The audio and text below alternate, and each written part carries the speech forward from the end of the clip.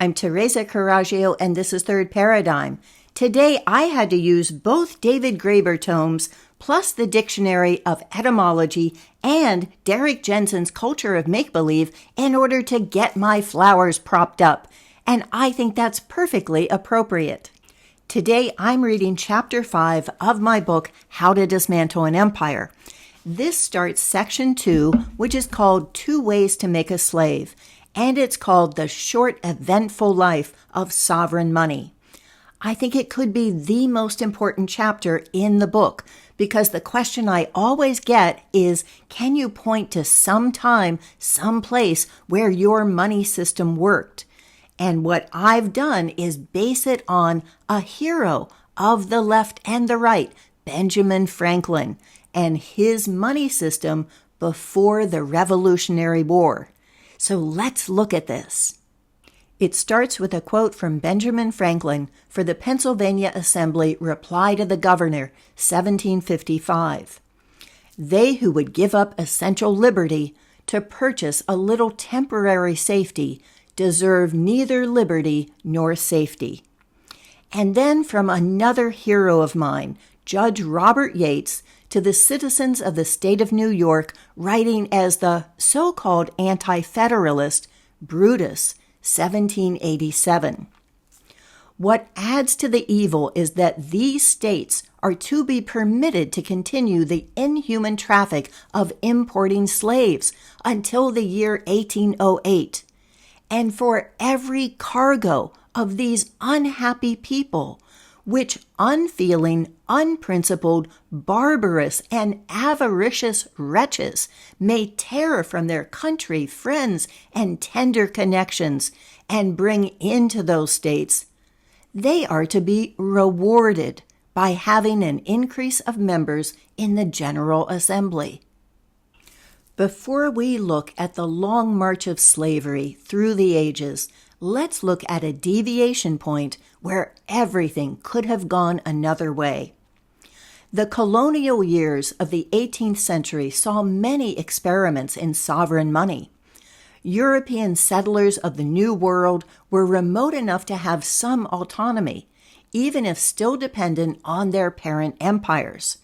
But imperial money, backed by mass production and slavery, left those who wanted to provide for themselves unable to compete. Great Britain controlled the American colonies through the economic system of mercantilism, which was government collusion with merchants and financiers to mutually increase their political power and personal wealth. The government protected the merchant class by using subsidies, tariffs, and trade barriers to prevent competition, although the planters were afforded no such luxury. The merchants brought in gold and silver, some of which was taxed, but most of which was profit, forcing the kings to borrow from the bankers for wars and self-defense. This turned the merchant bankers into the shadow government. Under mercantilism, the self-interest of the colonies was subservient to the interest of the empire. The colonies exported slave-grown specialty products and were a consumer destination for imperial exports. Since all trade to and from the colonies had to go through British ports to be taxed, the merchants could set their own price and the government could nab its percentage coming and going. This drained the gold and silver-backed money from the colonies, leaving them no currency for internal trade, and forcing them to rely on the bankers. They also had no ability to favor local production through trade policies or currency exchange rates. A state of small-scale sovereignty. The goals of mercantilism were diametrically opposed to the colony's goals of self-reliance. A self-sufficient colony didn't add to the political power of the empire or to the private wealth of the merchant bankers. It didn't foster exports or imports. And most of all, it didn't create debt. The colonists saw the key to their self-reliance in paper money that was not backed by precious metals. In the early 1700s, each colony considered itself to be a small republic, with the power to create its own currency. Until this was challenged, it gave them a degree of freedom their fellow British citizens didn't have at home. How big were these small republics? By the time of the American Revolution, there were about 2.4 million people in the 13 colonies, or roughly 200,000 people per republic, which is comparable to a mid-sized county in the United States today. Like a county, it included urban and rural land and inhabitants who were not of one mind. They were slave owners and slaves, merchants and fur traders, smallholders and craftsmen, indigenous natives, and women. Sometimes they weren't of one mind even within the same person. They were torn between what they felt was best for the country and their own economic interest. In one of these small republics, the colony of Pennsylvania, a model for a different kind of economy that was not based on servitude, developed. We'll start by looking in depth at this exception. Sinking or sailing the scrip. In the early 1700s, the Pennsylvania Committee of Grievances was buried under lawsuits, all of which stemmed from a shortage of cash to discharge debts. To keep the gold and silver-backed money called specie in the colony, the governor was petitioned to enact protectionist measures on grains to recapture market share lost to the West Indies and keep hard money local. Some called for the export of gold and silver to be prohibited altogether. Others took a different approach to the problem of illiquidity and wanted to be independent of the tightly held specie. Purists thought that produce itself should be made a currency, but most settlers wanted the convenience of tradable bills. It was common among the colonies to generate a scrip for public expenses that would then be sunk through taxes, meaning that it disappeared as it was collected. This method was commonly used to pay the colonial troops, which enabled the government to spend tax money in advance and then recover it. The scrip that paid the troops could have continued to circulate within the colony as payment for goods or debts, but because it wasn't backed by a set value, it depreciated rapidly. Controversial laws were enacted that made it illegal to turn it down for payments or debts.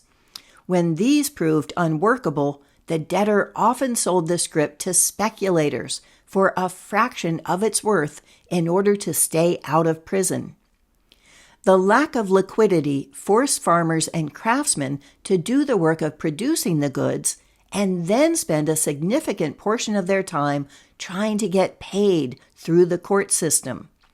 Meanwhile, hard currency flowed out of the colony in torrents through payments to British merchants, who refused to accept anything but specie.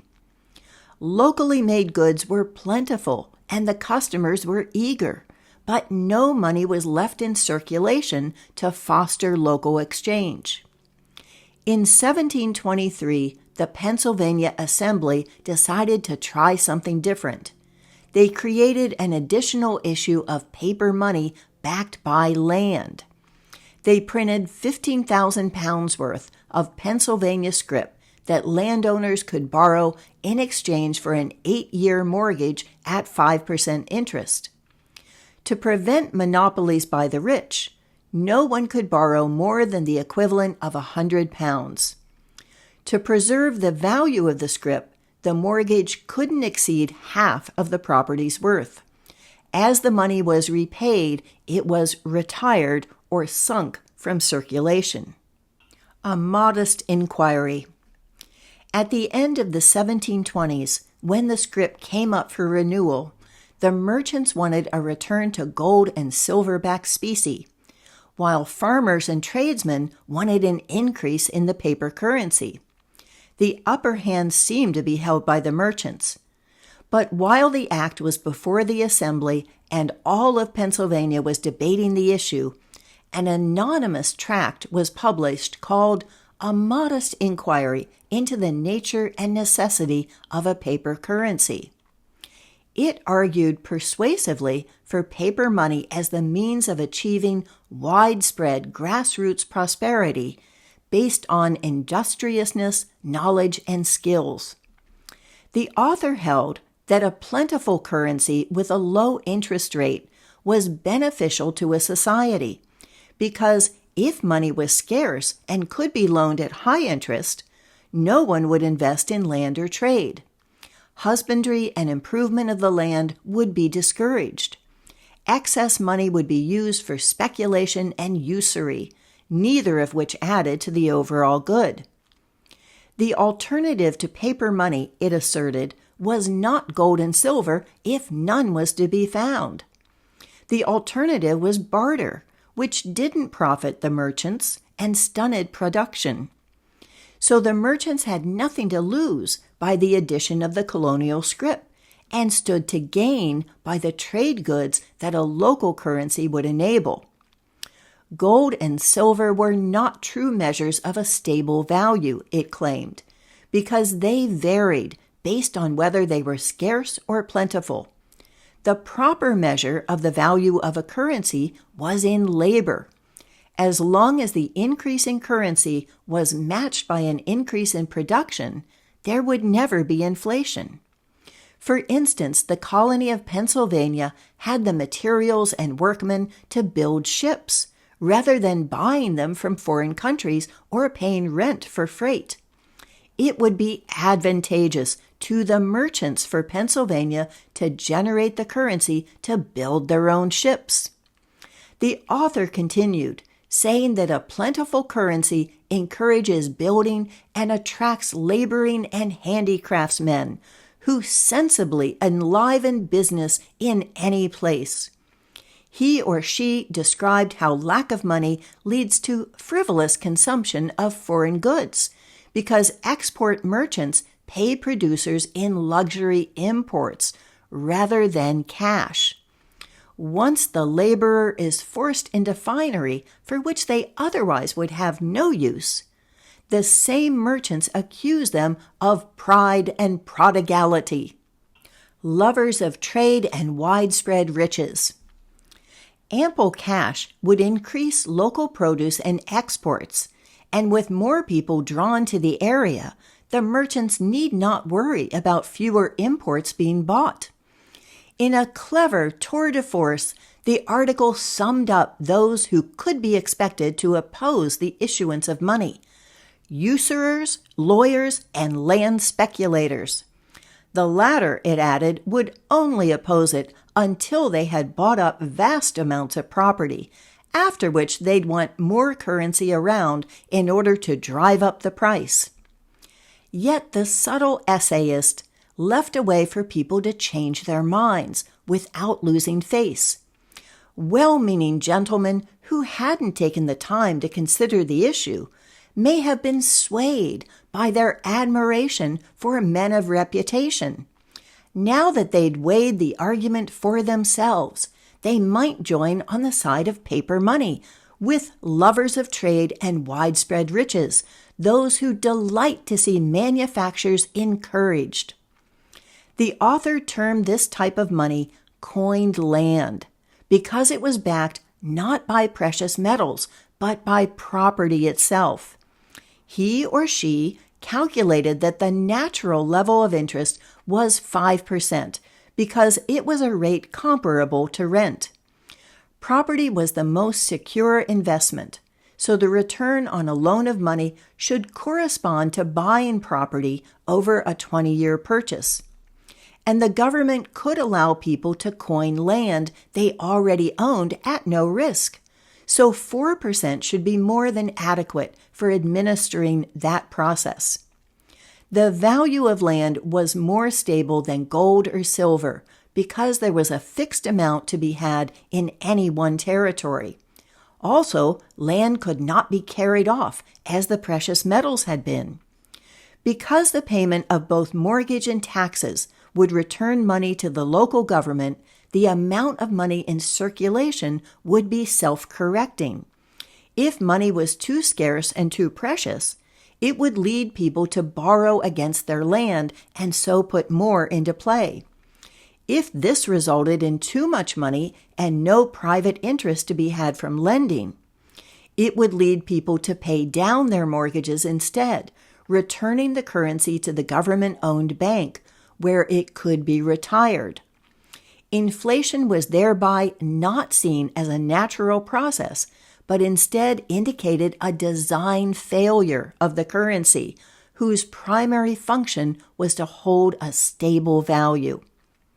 The circumspect writer ended by saying, "I sincerely desire to be acquainted with the truth, and on that account shall think myself obliged to anyone who will take the pains to show me or the public where I am mistaken in my conclusions."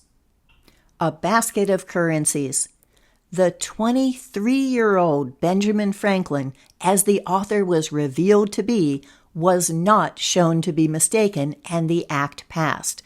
And here, I just want to show an autobiography that I have, a used one of Benjamin Franklin, and his method of educating himself is so brilliant. There is everything I admire about this guy.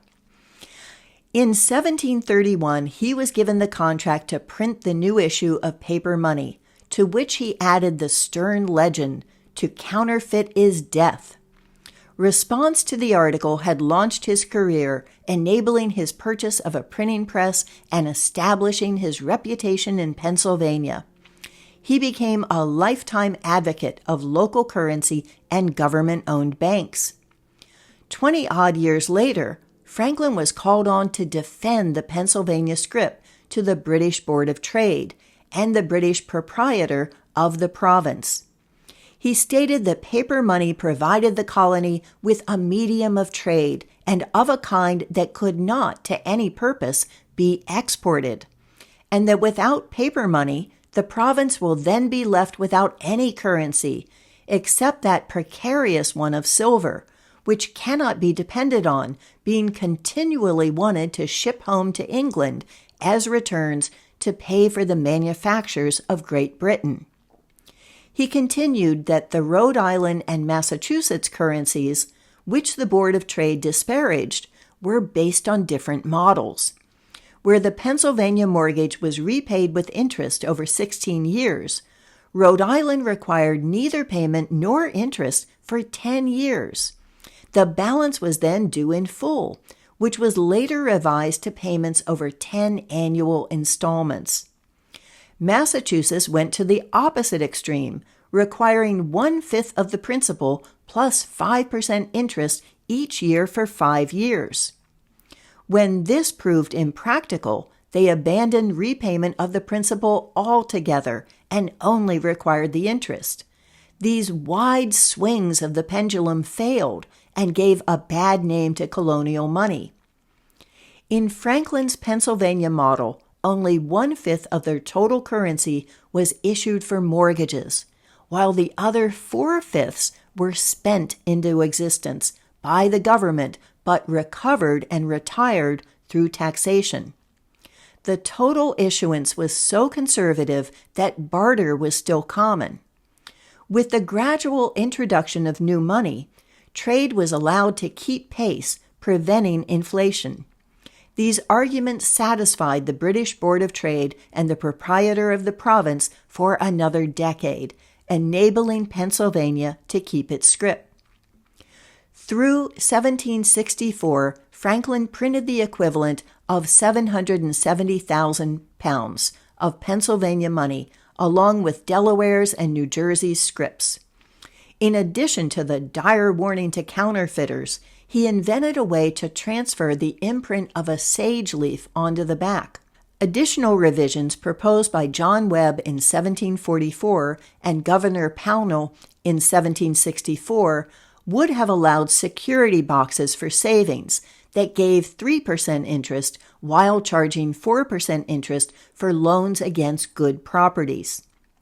By the time of Pownall's suggestion, however, the Pennsylvania scrip had fallen victim to its own success.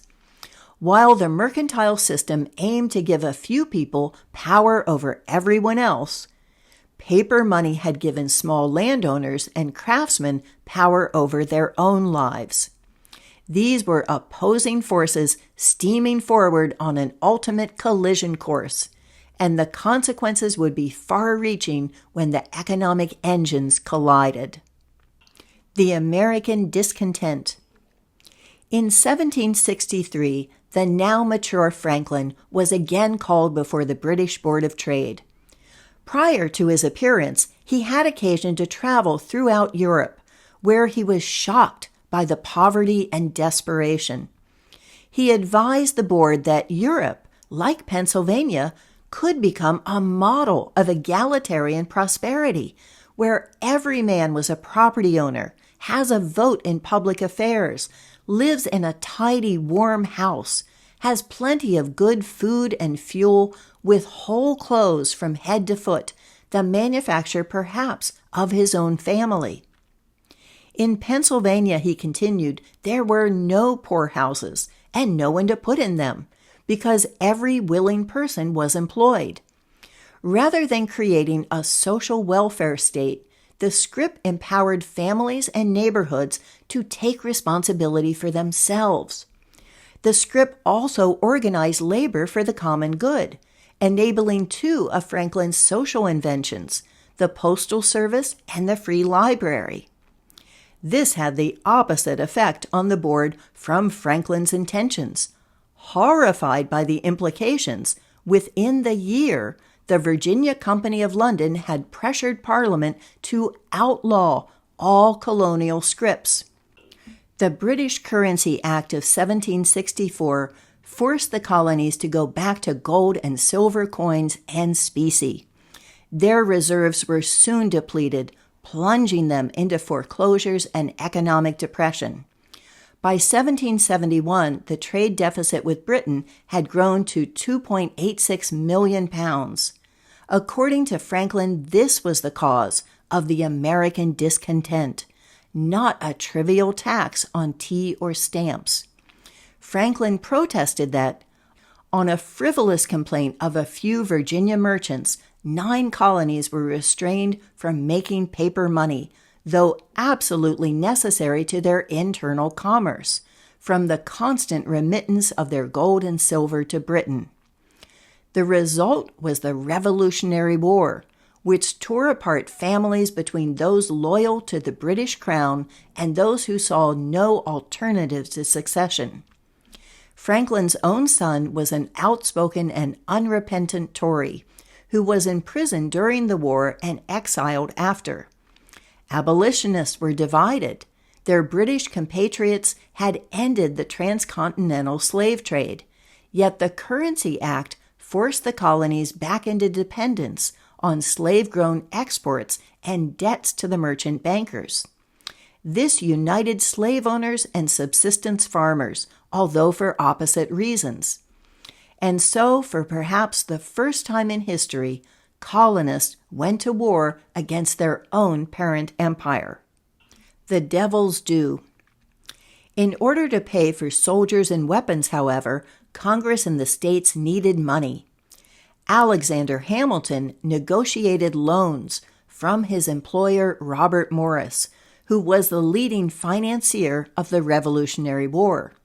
Other loans were from France and Spain or war bonds, only redeemable if the colonies won.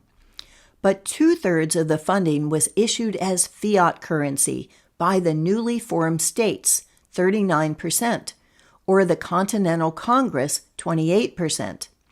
The latter were known as Continentals and were bills declaring their exchange value in the Spanish milled coins that neither Congress nor the individual states actually possessed. The reach of the Continentals through the 13 colonies destroyed the accountability of locally issued scrip, making them more vulnerable to counterfeiting. This was used as a weapon of war by British-occupied New York, where newspaper advertisements offered to supply any person going to the colonies with unlimited, high-quality counterfeits for the price of the paper. By 1777, a Continental was worth a third of its stated value, and by 1781, it took 167 Continentals to buy one silver dollar. The hyperinflation was not just from counterfeiting or overprinting, however, but because the foreign loans were denominated in foreign currencies rather than the sovereign currency of the Continental. If France, for instance, had bought Continental futures by generating fiat francs to pay French soldiers and military supplies, it would have protected the economies of both countries. After the war, France would have used the Continentals to buy American exports, supporting American veterans back on their farms. The import goods sold on the French market would have replenished the French treasury and strengthened the trade value of the franc. Instead, Congress was required to extract the payment in specie from the very people who'd given up the most to win the war, the farmers and veterans. When, in 1795, the loan was assumed by a U.S. banker, the money never benefited the French people, but went straight to the European merchant bankers who financed the French throne and may have been the instigation for the war. The difference a day makes. By 1781, Robert Morris stepped into the newly created role of Superintendent of Finance. First, he devalued the Continental, and then extracted $2 million in specie from the state. Finally, he suspended all pay to enlisted soldiers and officers, declaring that they would be paid when a peace treaty was signed. The Paris Treaty was signed in 1783 and ratified in 1784, but pay was not forthcoming. Meanwhile, veterans owed back taxes on their farms for the time that they had been away fighting. Adding injury to injury, the bankers were rushing tax foreclosures through a complicit court and evicting families from the homes and farms for which they'd fought. It would have made sense for the newly formed states to issue their own scrip to pay the soldiers. They would have collected some of it back in taxes and left the rest in circulation so that patriots could buy land and goods. If the national assessment had been proportional to property and exports, it would have broken up monopolies in the North and plantations in the South, rewarded veterans with land, and paid foreign backers in products of the land. This is what ex-soldiers in Massachusetts wanted, but this is not what happened. In 1786, Western Massachusetts farmers and veterans, led by Daniel Shays and Luke Day, surrounded the court to stop tax foreclosures. They demanded that an issue of Liberty money be created by the state to pay the back wages promised veterans. A militia was sent to disperse the rebellion, but the militia also consisted of farmers and veterans who ended up joining the protest. The angry crowd grew to 800 militia and 1,200 protesters before the frightened court finally adjourned without a single foreclosure. Shaken to his core, Samuel Adams drew up the Riot Act, immediately suspending habeas corpus and proposing execution for rebellion. George Washington wrote, "Commotions of this sort, like snowballs, gather strength as they roll, if there is no opposition in the way to divide and crumble them." Shays and Day planned to keep the snowball rolling by raiding the federal armory. While they were gathering men, Governor Bowdoin and the Boston merchants put in 6,000 pounds of their own money to hire 3,000 mercenary militiamen from counties in eastern Massachusetts. One day prior to the planned attack, Luke Day sent Shays a note postponing for 24 hours. Bowdoin's men, however, intercepted the note. When Shays reached the armory, the forewarned militia easily defeated his solitary troops, having fortified the armory's defenses. Few examples in history have shown what a difference a day makes. Yet even at the Arsenal skirmish, supposedly loyal militiamen joined the ranks of the insurgents. Militia officers discouraged their companies from taking the field, prevented the distribution of powder and supplies, and actively recruited their subordinates for service with the insurgents. Seeing the popularity of the resistance, the merchant bankers in the Massachusetts legislature wasted no time in passing the Disqualification Act, barring anyone who had participated in the rebellion from voting or running for office. 4,000 people signed confessions in exchange for amnesty, and the financiers were reimbursed for the expense of the mercenary militia. A centralizing tendency. Later that year, 12 commissioners were to join in Annapolis for a meeting to remedy defects in the federal government. These were merchants and bankers representing 5 states, including James Madison and Alexander Hamilton. Hamilton had been orphaned at a young age and sent to apprentice at a counting house for the Dutch Kruger family of bankers. He advanced quickly and was left in charge even at 14. Sent to America, he became General Washington's aide-de-camp and married into a prominent Dutch family in New York. After his war service, he became a lawyer assisting Robert Morris and founded the Bank of New York. Although the committee's official agenda was limited to trade and commerce, their report, drafted by Hamilton, named the date for a future convention in Philadelphia with a broader scope to address the embarrassments which characterize the present state of our national affairs, foreign and domestic. But it declined an enumeration as a useless intrusion of facts and observations. However, Hamilton had written 2,300 words on this very subject in 1783 in a resolution calling for a convention to amend the Articles of Confederation. Of his 12 essential defects and remedies, the first was that the power of the federal government was too limited. Second, that it involved too many people in deciding how big and well-funded the Army and Navy should be and how they would be used, for which he proposed an executive branch separate from Congress. Third, a judicial branch should make sure the interest of foreign nations and their subjects couldn't be overruled by regulations of the states. Fourth and fifth, the federal government needed the power of general taxation, particularly for the military, and to decide how taxes from the states would be apportioned. Sixth, it insisted that federal debts be backed by funds, meaning specie or precious metals and not mere paper. The seventh defect was that there was no standing military for interior or exterior defense, but that states in peacetime determined their own militias.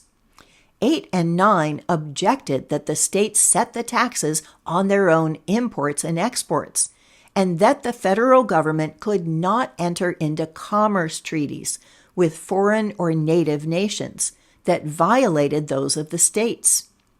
Although the articles gave Congress the right to set the value of its own coins and those of the states, Number 10 required that they should also set the value of foreign coins, so they could not trade freely. In 11, Hamilton complained that needing 9 states to pass matters of principal importance, and 7 in all others except adjournment, forced government into a spirit of compromise and expedience rather than of system and energy. Finally, the federal government must have the ability to pass national laws to aid and support the laws of foreign nations, so that its international reputation would not be sullied. In Hamilton's conclusion, his chief concern is doing justice to those who have been the war's principal supporters, to an army which has bravely fought and patiently suffered, and to citizens who have cheerfully lent their money. But if justice to the soldiers was his primary motive, he should have happily answered their demands to issue their back pay in a currency good for paying their taxes. Instead, in reward for their sacrifice and bravery, veterans lost their farms, and Robert Morris still lost his shirt, ending up in debtor's prison. Although each of these defects had been worded much more subtly, there was so little support in Congress that Hamilton never even submitted the resolution. But by using an end run of a handful of unelected commissioners, setting that date with destiny became a fait accompli. And to end with Benjamin Franklin again, within these walls they were born, and here die. At the Constitutional Convention, 6 merchants represented Massachusetts, but the 4,000 citizens who had fought for a state currency were banned. Benjamin Franklin, the father of sovereign money, might have chaired the convention. However, he missed the first day due to illness, and so George Washington was chosen. Again, the difference of a day would have far-reaching consequences for the newly united but precariously sovereign states.